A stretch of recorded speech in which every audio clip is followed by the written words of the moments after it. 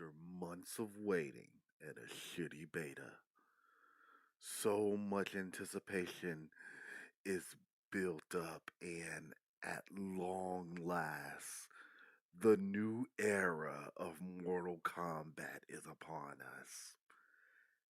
And to be honest, it's actually pretty good.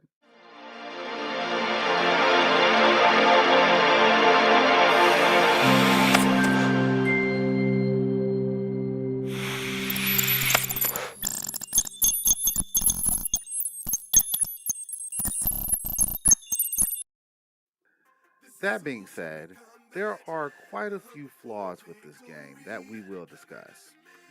The one thing that is not a flaw, and that is the one job of every fighting game, and that's having good fighting mechanics.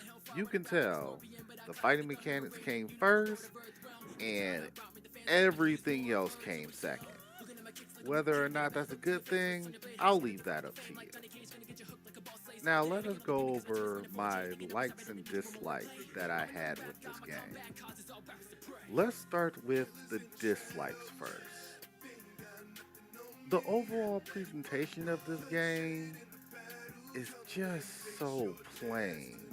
The main menu isn't impressive, neither is any of the subsequent menus. That might not be a big deal to you, but I don't know.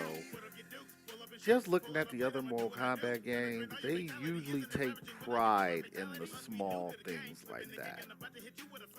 Speaking of playing modes, another thing I didn't like was the lackluster arcade slash tower mode. After playing the story, I get why it was so bare boned, but it's just three towers and an endless tower and a survivor tower. I mean, old school MK fans like myself miss arcade towers back when they actually gave a fuck. To me, it just really seems like they just cut and paste the tower system from the last game and said fuck it. The test your might mini games ain't even in the arcade towers. But I hope they'll fix that in the future with updates. Okay, small correction while editing. They actually do have test your might mini games in the towers, but they're only in the challenge towers, which are only in invasion mode. I still think they should put it in the towers mode though, because in invasion mode they have that bullshit red light, blue light hardened thing that your opponents can do, where you can only hit them when they're blue, and it's fucking bullshit. I'd rather have the classic original experience to where I play Test Your Might in the arcade tower. The pre-fight dialogue sucks. I know a lot of people aren't a fan of how they did it in the past with the three lines of dialogue. I guess I'm just in the minority group of people. Besides, I think two lines of dialogue is actually worse. Because at least with three lines of dialogue, the characters had a bit more to say. It kind of felt like a mini story before the match. And let's not forget, that gave the DLC characters more to say. You know those same DLC characters that's not even in the fucking story? Yeah. You know, characters like Homelander and Omni Man.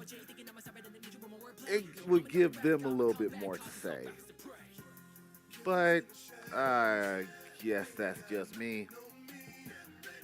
God forbid we prolong the match like we didn't have a fucking skip button or some shit like that.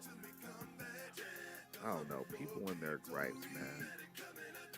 I will say this: at least three characters from the DLC pack, yeah, I'm including Chang Sung, were actually in the story mode this time around. So I guess there's that. I guess that should be a like. in the like list, but yeah, I just want to say here since I was already talking about DLC. And going back to the pre-fight dialogue, there's only two modes where you can hear the dialogue. Every other mode just goes straight to the fight. And the only two modes you can hear the pre-fight dialogue in is casual versus mode and online casual versus mode. That's it. Every other mode just goes straight to the match. Probably should have rethought those fake ass Clash loading screens. And I hate the fact that Scorpion is quietly Yang. There, I said it. I swear to God, it bothers the fuck out of me. I just can't get over it. I mean, they could have had this nigga Quietly Yang be fucking Tundra, but no. We had to do the whole fire and ice thing with Scorpion. And he started the Shirai Ryu, spoiler alert. Oh my god. I'm sorry, I just had to get that one off my chest before I get to the likes. And one last dislike I have. Megan Fox is an awful Natara. Oh my god. Niggas on Twitter was actually excited that Megan Fox was gonna be Natara, and I knew she was gonna be ass. I fucking knew it. But, I was willing to give her a chance. But oh my god, her dialogue, it's like night and day. She sticks out like the sorest, blackest, about to fall off the hand sore thumbs, bruh. It's atrocious. At least with Rousey, I can pick good moments to where her acting isn't fucking terrible, because it's mostly terrible in her pre-fight dialogue. But man, I can't think of one good scene or one line of pre-fight dialogue where Megan Fox actually act or showed any fucking emotion. This bitch was like just emotionless the entire time. I couldn't have been the only one to notice this. Fuck me, her lines were cringe. Now that I got that off my chest, let's go on to what I liked about this game. For one, I really liked the story. I'm not gonna give away anything. I highly suggest you either play it or watch it for yourself. I'm just gonna say this. It's probably the best story mode that NetherRealm has come up with so far. I'm pretty sure YouTubers like the Fourth Snake or Sonic High XD are gonna rip this story apart, but I still found it entertaining and so much better than the last two Mortal Kombat games, not including Aftermath. I also want to mention the cameo system has actually grown on me, but I still find it unnecessary. I just didn't put it in the dislike section because it does give the game a bit of flavor, even though I still think it's not used properly. Another one of my likes was that fake ass RPG invasion mode. It's not terrible. Or maybe I'm just a fan of fake ass RPG modes. It's a poor replacement for the crypt, but I still enjoyed it. After playing this game for a few days, I say the characters are fine, even though I do not know why Sonya and Jax are not main characters in this game, when Sub Zero and Kun Lao are both characters and cameos.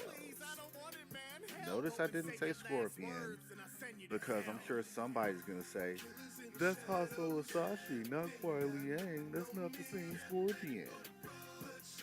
But that still leaves the question of Sub Zero and Kun Lao. Could somebody please explain that shit? That's supposed to be fucking Kuai Liang from another timeline?